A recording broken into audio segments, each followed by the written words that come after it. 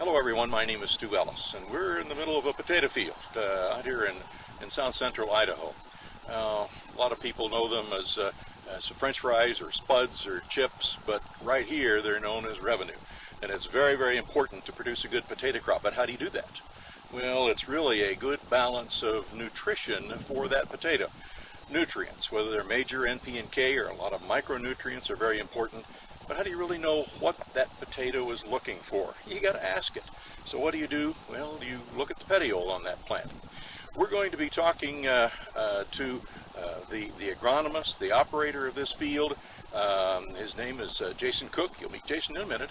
And talk to Noel Garcia of the Texas Plant and Soil Lab about why they do what they do. It's very important to producing a very good potato crop so consumers across the country and around the world have a good potato in their hand. A U.S. #1 potato. That's what all the potato growers in Idaho want to deliver to the consumer, but not everyone can. We would like to introduce you to one who does. His name is Jason Cook. Jason's an agronomist. He was hired by Moss Farms in south central Idaho to oversee and manage their potato production.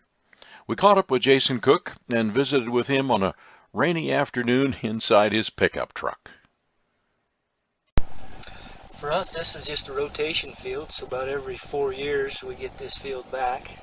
The management in between us having potatoes here and the landowner raising sugar beets and wheat and beans all influences the productivity of this field. All right, and how is the field performing this year? What's your assessment?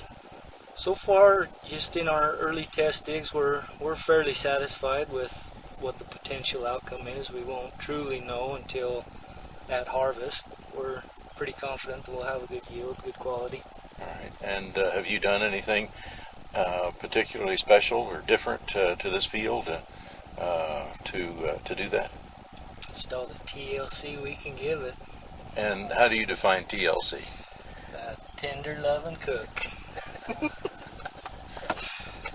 No, you have to edit that out. No. What have you done to this field that to make it perform a little bit better this year? Probably the most significant influence we've had on this field is pulling soil samples and then regularly tissue sampling throughout the season. Once every week, so a weekly tissue sample comes in and we'll review it, see where our deficiencies are, and try to adjust our fertility accordingly. Now, tissue samples, what do you mean, from potatoes or vegetative part of the plant, or what? Yeah, we will pull a potato petiole sample. Now that petiole is between the stem and the leaf. Yeah. And what do you do with that? We send it down to Texas Plant and Soil Lab for analysis. It will tell us what nutrient is moving in the sap, so we can make adjustments. So, what have you made some adjustments this year? Have you found something ahead of time that was kind of a concern, and you were able to mitigate? Yeah, a large part of our management is based on nitrogen and adjusting our nitrogen fertility rates weekly. We found great success in managing our N applications based off tissue analysis. And so at least at this point in the year, and you're getting ready to harvest potatoes here soon anyway. Yes.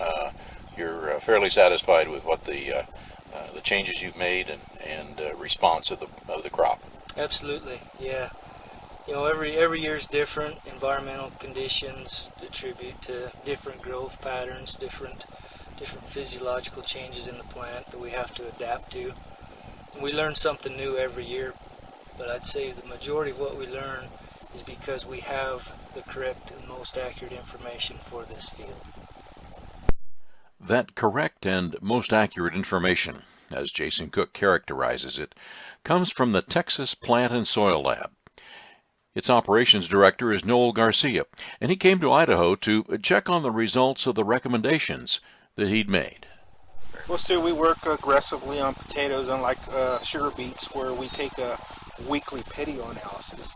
And what we've done is TPSL has their own proprietary standards that we use, unlike most laboratories where they use a range of values for specific nutrients, where we've actually modified ours to follow demand of nutrients. For example, in the vegetative stage of the plant, the crop does not require very much nutrients. Where it starts bulking up, when it goes into reproductive stage, that demand increases. So we follow that curve by adjusting our plant nutrient standards accordingly. That way we can micromanage each of those plant nutrients specifically for the plant growth stage.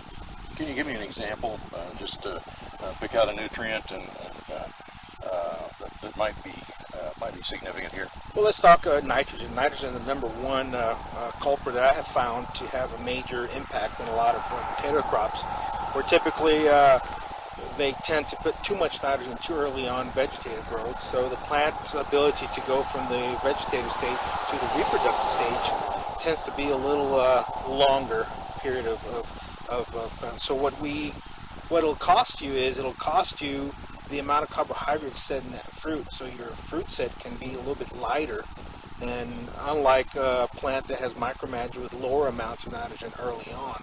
So why do you feed all that extra nitrogen early on when the plant only requires less than 20% of the nitrogen in the first, say, third of the growing season? Another thing that we've been doing is following a little bit more aggressive regimen when it talks about trace elements or micronutrients, specifically zinc, manganese, copper, boron too. We have actually modified some of those traditional standards to meet the crop demands. Unfortunately, a lot of these standards that are out there are over 50 years old, and you cannot grow some of these newer varieties with such old standards. So we've actually modified a lot of those standards so we can increase our quality and our yields.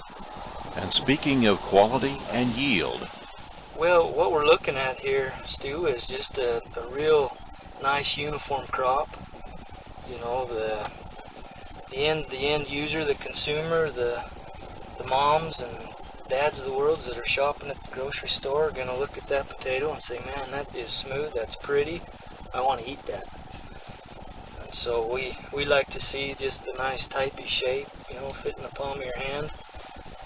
It makes a guy feel good when he holds one of these.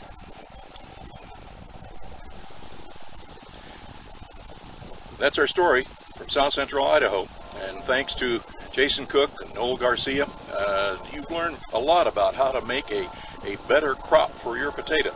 A better crop, put groceries on the table, as Noel likes to say, providing nutrients for that potato. You've seen some good potatoes today, and we appreciate them hosting us. This is Stu Ellis.